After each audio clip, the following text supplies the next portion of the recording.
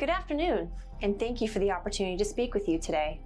My name is Colby Hickel, and the Deputy Municipal Manager for the Municipality of Anchorage. I'm here to talk to you about the Port of Alaska, but first I wanted to introduce myself to you. I'm a third-generation Alaskan and mother to a beautiful young daughter. I love this state. It's my home, and it will always be my home and my family's. In 2018, we had a little earthquake. Good day, everyone. We're coming on the air with news of a major earthquake in Alaska striking just north of Anchorage. You may remember it. I was here, and I felt it, and then it shook some more. It was a 7.1 earthquake that shook for several seconds. Some people had significant damage, others just had a plate break. I was a lucky one and didn't have much damage at my house.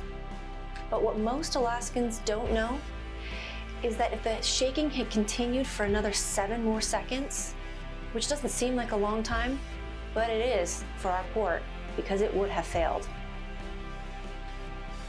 The port is of strategic importance to the state because 90% of all liquid fuel for South Central Alaska, including most of the jet fuel used at the Air Force Base, or JBER, half of the fuel used at Ted Stevens Anchorage International Airport, and for all you pilots in the room, virtually all avgas comes across those docks. The November 2018 earthquake was a wake-up call for all of us, and it forced us to take a deep dive into what it takes to ensure a stable port in an unforgiving climate such as Alaska. It's not just seismic events that we need to be cautious of, it's the harsh environment of the tidal fluctuations each day. The oceanic saltwater deterioration and ice flows in the winter. They all have significant impacts on the stability and longevity of the Port of Alaska. As a result of the November 2018 earthquake, 20% of the pilings in one dock failed. 20%. That's a big number. And that is one of our newer docks that failed. Now let's take a look at the damage that occurred throughout the entire wharf. Each dot represents a failure of some kind at the port, not including the liquefaction in the North Extension. Although we have done extensive repairs to the damage by adding platform fender panels and jacketing the pilings, the risk is high for failure. The pictures you see now are the fender panels getting installed. These fenders will help protect the wharf from ice flows and protect the vessels docked there. For reference, the fenders are in yellow.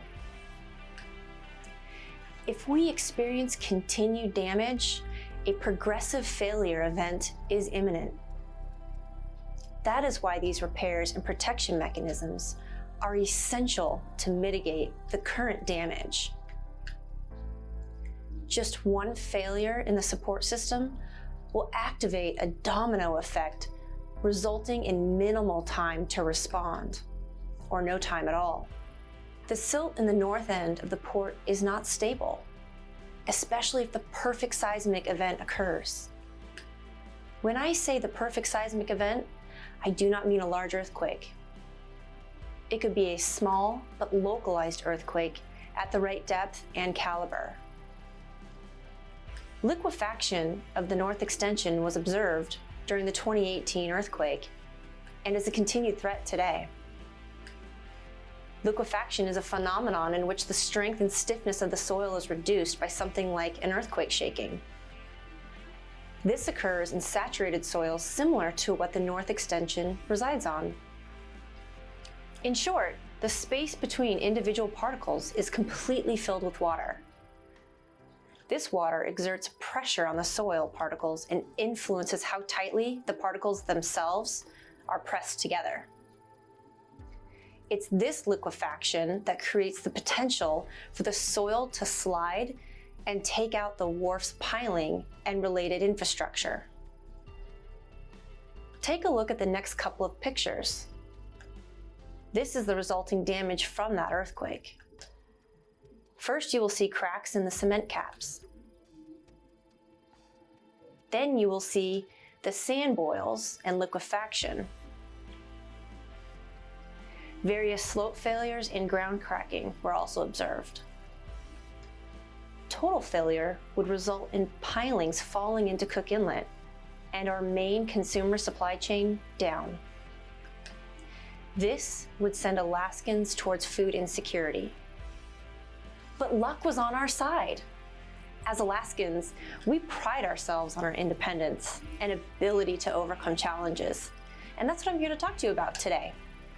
To highlight the importance of the Port of Alaska, its essential need for funding, and our role as Alaskans to be informed on the issue. We must advocate for the port. We need to ensure our continued independence and ability to be self-sufficient. Did you know the Port of Alaska serves 3 core functions? Commerce and food security, which also supports statewide cargo services and economic development. National defense, and lastly, disaster response and disaster recovery. The port will be undergoing a modernization in the coming years. This essential project will replace aging docks, broken pilings, and related infrastructure that is on the verge of failing or has already failed. This vital modernization plan will improve operational safety and efficiency for all the port users. It will increase food security for all Alaskans, and I truly mean all Alaskans, both rural and urban. We need a resilient port so future generations can receive goods and services consistently. Fixing the problem now will do that. And what is important now is to listen to our experienced engineers and staff. Our highly educated people informed us that we will need to begin reducing load-bearing capacities due to the corrosion within 5 years, if they are not replaced, and possibly sooner if an event occurs like an earthquake. The state relies heavily on the Port of Alaska. 90% of all Alaskans regularly consume goods that is shipped across our docks. The current supply chain carrying these goods have had issues lately, making it difficult to get what we want. Many of us have noticed the empty or sparsely populated grocery store shelves as a result of this. I know I've noticed it firsthand. These empty shelves are nothing compared to what we will see if the Port of Alaska ever fails completely. This is a big deal. There will be food insecurity. Our economy will struggle deeply. An event of this size would mirror the 1980s mass exodus when our economy was destabilized. Alaskans left the state then, and they will leave the state now. The ripple effect to the economy will be felt throughout Alaska. Jobs will go unfilled due to a decrease in the population. Restaurants will close their doors completely because they can't buy the food to serve their customers. And other businesses will reduce their services completely. There will be significant price increases in all communities, with rural communities feeling the most significant impacts. Many of us are struggling with prices today. I don't need to outline the full ramifications of the catastrophic impact this would have, but if our community feels like we've had a rough go through a pandemic with the supply chain intact, we are all in for an awakening if the worst happens. We've all struggled the past months. I remember the feeling of rationed toilet paper at Costco during COVID due to panic buying. Toilet paper, of all things, was what people thought would save them. But I want you to think of what an actual supply chain disruption will do to you, to your family, and to your friends. It's a troubling thought, but there is a bright spot to our plight.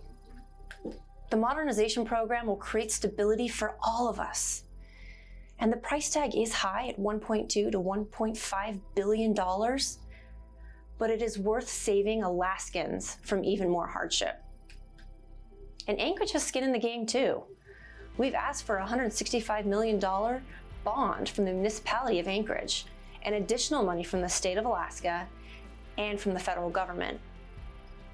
Unfortunately, the federal dollars will take approximately 5 to 8 years to even receive. And we need funding before then. We need the money now.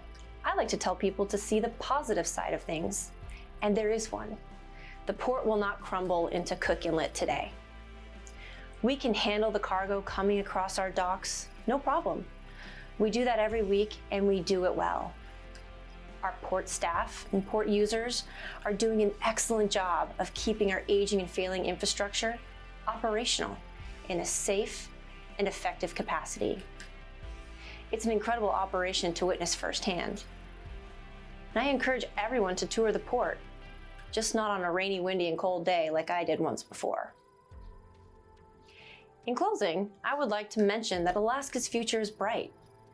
If we come together to support the Port of Alaska and all that it provides for our way of life, we will protect the Alaskan way of life for generations to come. It's an honor to present to you all at the Hotel Captain Cook and the Alaska Municipal League. Thank you for your time, and I look forward to further discussions.